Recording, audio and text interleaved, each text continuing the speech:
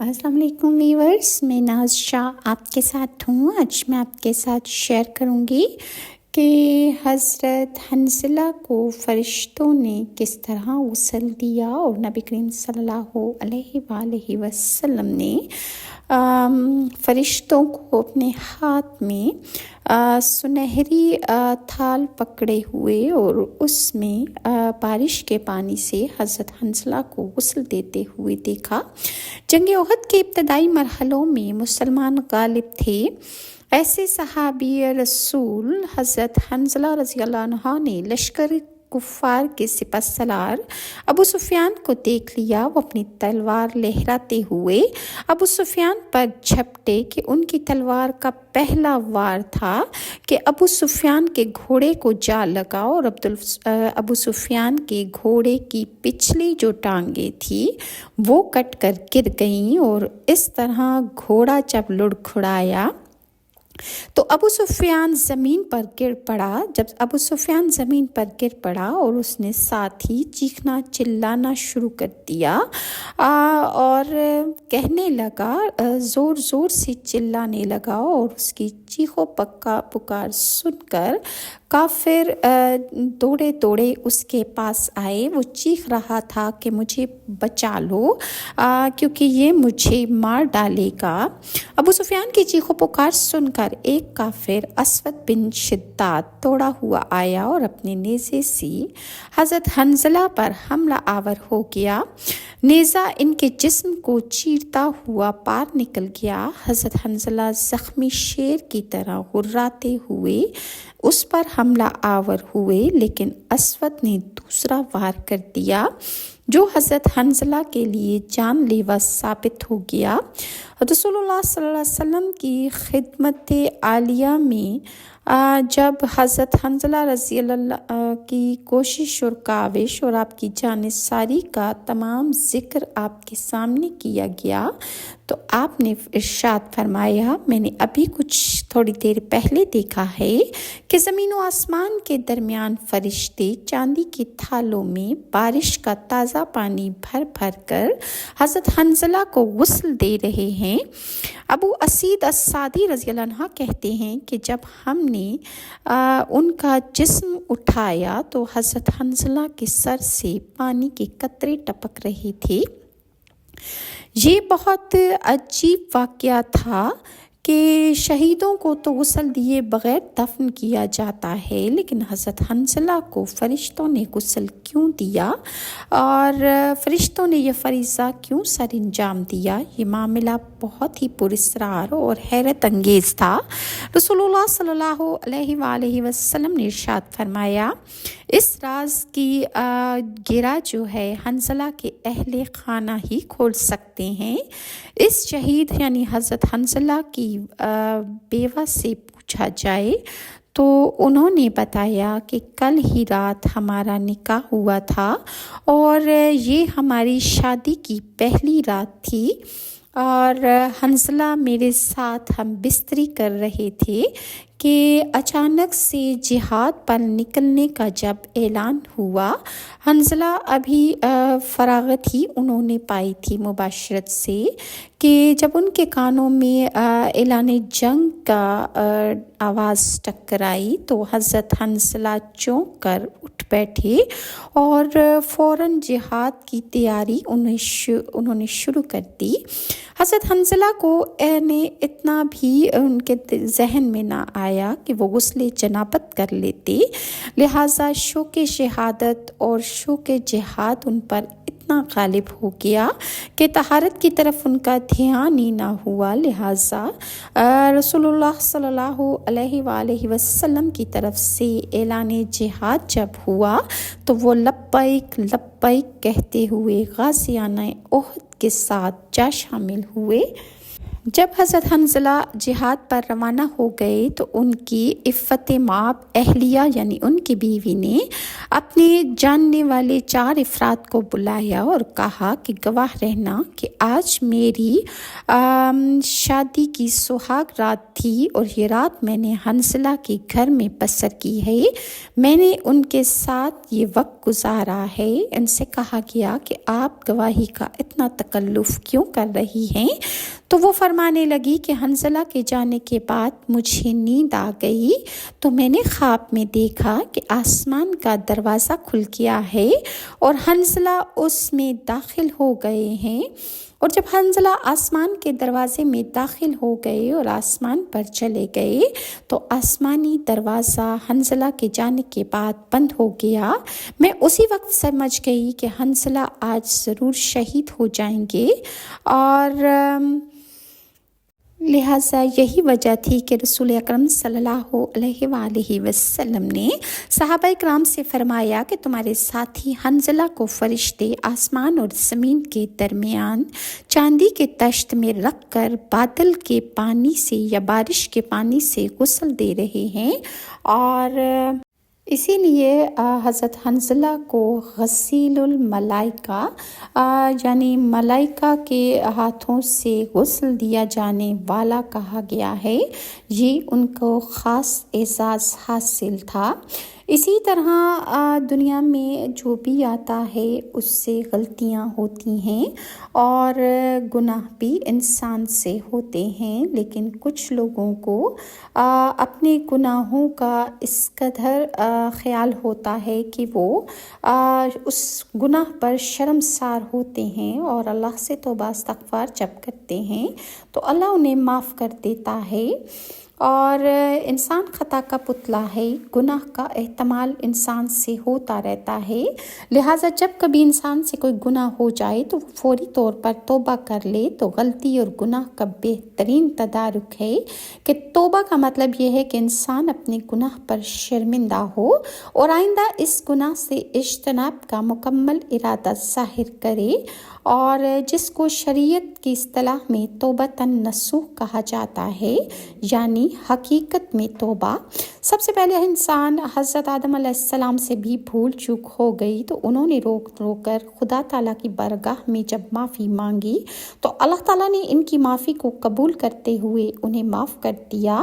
اس کے مقابلے میں شیطان سے بھی گناہ ہوا، مگر اس نے گناہ پر کوئی شرمندگی کا اظہار نہ کیا بلکہ وہ گناہ پر ڈٹ گیا اور اکڑ گیا، تو اللہ تعالیٰ نے اس کو قیامت تک راندہ درگاہ کر دیا۔ صحابہ کرام میں سے بھی کئی ایک سے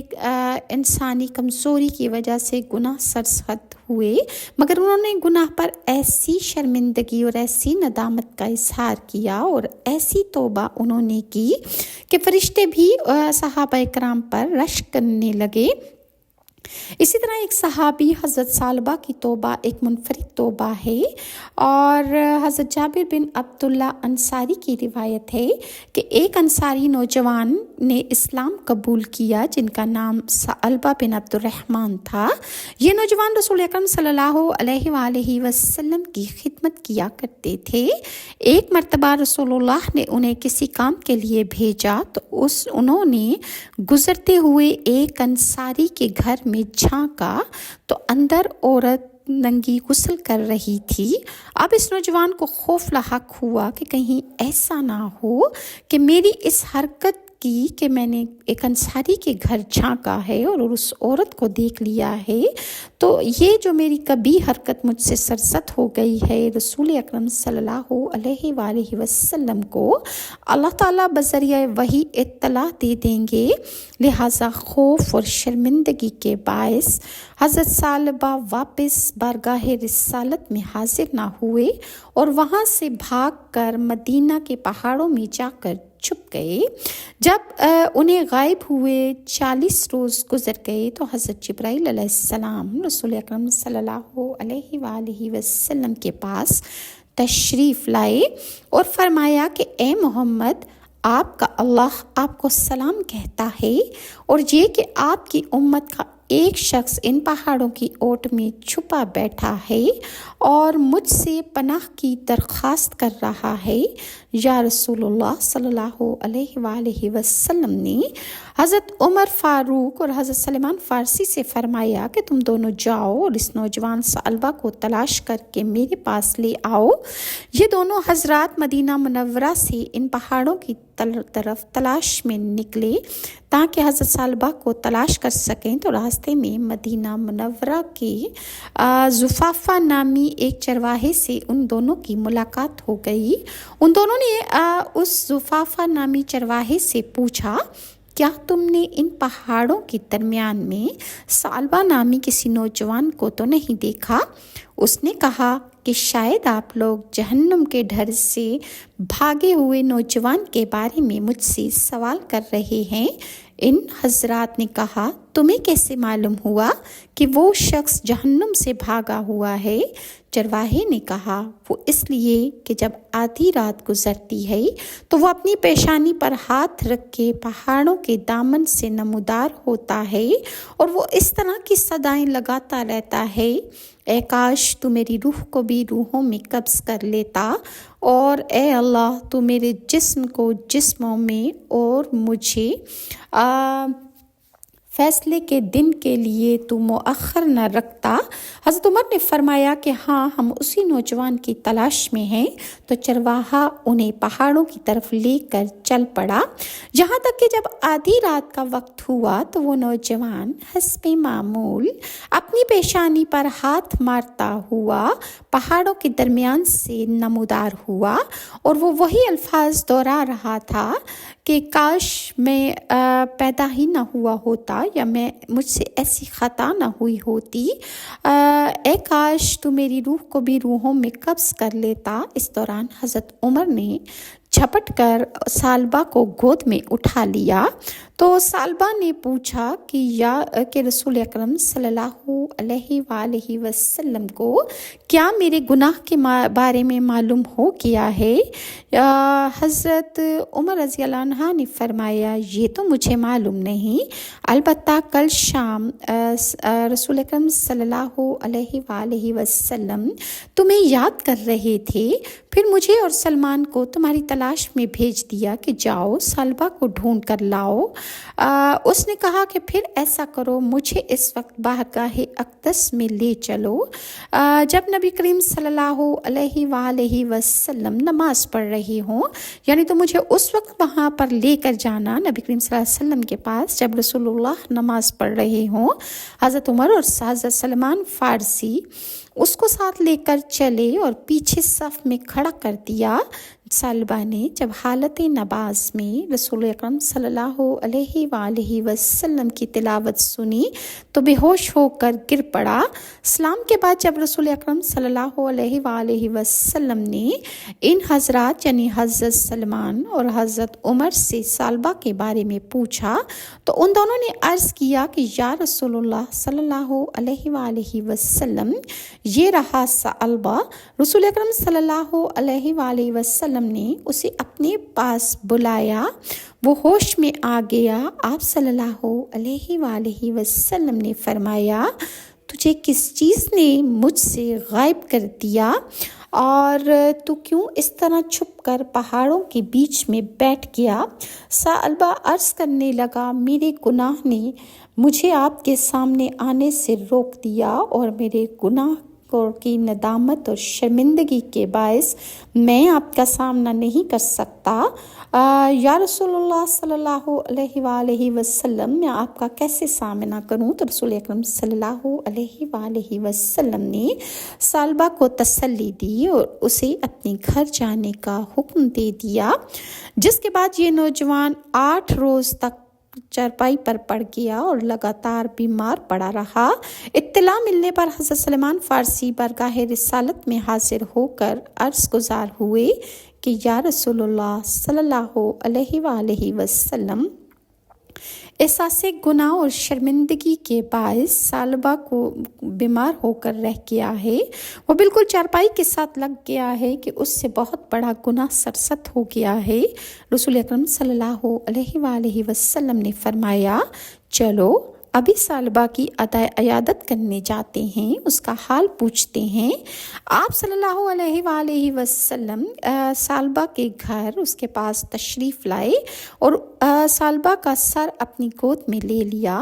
آپ صلی اللہ علیہ وسلم نے فرمایا کہ اس وقت تم کیا محسوس کر رہے ہو؟ سالبہ نے فرمایا، یا رسول اللہ صلی اللہ علیہ وآلہ وسلم، مجھے ایسا محسوس ہوتا ہے کہ میرے جسم کے گوشت، میری کھال اور ہڈیوں کو چیونٹیاں کاٹ رہی ہیں۔ مجھے سارے جسم میں ایسے محسوس ہو رہا ہے اور بے چینی ہو رہی ہے۔ آپ صلی اللہ علیہ وآلہ وسلم نے فرمایا، سالبہ کوئی خواہش ہو تو بتاؤ۔ سالبہ نے عرض کیا کہ یا رسول اللہ صلی اللہ علیہ وآلہ وسلم، میرے رب کی طرف سے مغفرت کا میں پروانہ چاہتا ہوں اور بس اس کے علاوہ مجھے اور کچھ نہیں چاہیے۔ حضرت جبرائیل علیہ السلام اسی وقت آسمان سے نازل ہوئے اور فرمانے لگے کہ اگر اللہ تعالیٰ کا فرمان ہے کہ اگر میرا یہ بندہ زمین کی مقدار کے برابر بھی گناہ کرتا تو میں اسی مقدار میں اپنی رحمت اور مغفرت کے ساتھ اس کا آخرت میں استقبال کرتا۔ جب رسول اکرم صلی اللہ علیہ وآلہ وسلم نے سالبہ کو اللہ کا یہ پیغام پہنچایا کہ جبرائیل ابھی تمہارے لیے اللہ تعالیٰ کی طرف سے رحمت اور مغفرت کا پیغام لے کر آئے ہیں، تو سالبہ کی خوشی سے ایک چیخ نکل گئی اور اس چیخ کے ساتھ ہی سالبہ نے اپنی جان دے دی۔ رسول اللہ صلی اللہ علیہ وآلہ وسلم نے سالبہ کی تجہیز و تکفین کا حکم فرمایا کہ سالبہ کے کفن دفن کا انتظام کیا جائے اور نماز جنازہ کے بعد اسے لے کر جب قبرستان کی طرف روانہ ہوئے تو صحابہ فرماتے ہیں کہ ہم نے دیکھا کہ رسول اکرم صلی اللہ علیہ وآلہ وسلم زمین پر چلتے ہوئے انتہائی احتیاط کے ساتھ پورا پاؤں زمین پر رکھنے کی بجائے پنجوں کے بل زمین پر چل رہے تھے۔ جب سالبہ کو زمین میں دفن کر دیا تو تدفین کے بعد رسول اکرم صلی اللہ علیہ وآلہ وسلم سے صحابہ کرام نے اس کی وجہ پوچھی کہ آپ زمین پر اتنی احتیاط سے کیوں چل رہے تھے اور پورا پاؤں زمین پر کیوں نہیں رکھ رہے تھے؟ تو رسول اکرم صلی اللہ علیہ وآلہ وسلم نے ارشاد فرمایا، قسم ہے اس ذات کی کہ جس نے مجھے سچا نبی بنا کر بھیجا، اس کی وجہ یہ تھی کہ سالبہ کے جنازے کے ساتھ چلنے کے لیے اللہ تعالیٰ نے آسمان سے اتنے فرشتے نازل ہوئے کہ زمین پر پاؤں رکھنا مشکل ہو گیا تھا۔ لہٰذا میں جب زمین پر چل رہا تھا تو میں احتیاط سے چل رہا تھا کہ کسی فرشتے کے ساتھ کوئی پاؤں وغیرہ نہ ٹکرا جائے، اور فرشتے بھی سالبہ کی وفات پر اور اس کی مغفرت پر رشک کر رہے تھے، کیونکہ غلطی تو انسان سے ہو جاتی ہے، اور اگر ہم سچے دل سے اللہ تعالیٰ سے اپنے گناہوں کی معافی مانگتے ہیں تو وہ رحیم و کریم انسانوں کو ضرور معاف کر دیتا ہے۔ اور جب حضرت آدم علیہ السلام سے غلطی ہو گئی تھی تو انہوں نے عرش کے پایوں پر کلمہ لکھا دیکھا، لا الہ الا اللہ محمد رسول اللہ۔ تو یہ کلمہ پڑھ کر جب انہوں نے اللہ سے رو رو کے معافی مانگی تو اللہ تعالیٰ نے فرمایا کہ اس کلمے کے بدلے اگر تم مجھ سے کچھ بھی مانگ لیتی تو میں تمہیں ضرور عطا کرتا۔ تو اللہ تعالیٰ نے اس کلمے کی برکت سے حضرت آدم علیہ السلام کو معاف فرما دیا، اور اسی طرح جب قابیل نے حابیل کو قتل کر دیا تو وہ سینے تک زمین میں دھس گیا اور اس کو زمین نے پکڑ لیا۔ جب زمین نے اس کو پکڑا تو وہ بہت زیادہ چیخا چلایا، رونے دھونے لگا، اللہ سے معافیاں مانگنے لگا۔ پھر اس کے ذہن میں آیا کہ حضرت آدم علیہ السلام نے لا الہ الا اللہ محمد رسول اللہ کی برکت سے اللہ تعالیٰ سے اپنے گناہوں کی معافی جب مانگی تھی تو اللہ تعالیٰ نے ان کو معاف فرما دیا تھا۔ لہٰذا اس نے فوراً پاک کلمہ لا الہ الا اللہ محمد رسول اللہ کا ورد کرتے ہوئے اللہ تعالیٰ سے اپنے گناہوں کی جب معافی مانگی تو اللہ کے حکم سے زمین نے اسے چھوڑ دیا، اور اس طرح اس کو بھی اللہ نے اس پاک کلام کی برکت سے نجات دی۔ ہم انسان گناہ اور خطا کے پتلے ہیں، ہم سے خطائیں ضرور ہوتی ہیں۔ اللہ تعالیٰ ہمارے خطاؤں کو اور ہماری تمام صغیرہ اور کبیرہ غلطیوں کو معاف کرے اور ہمیں رکوع اور سجود پر قائم رہنے کی توفیق عطا فرمائے۔ اور اگر ویورز آپ کو میری ویڈیوز اچھی لگتی ہیں تو کائنڈلی لائک اور سبسکرائب ضرور کیجیے۔ نیکسٹ ویڈیو تک کے لیے ناز شاہ کو اجازت دیجیے۔ اللہ حافظ۔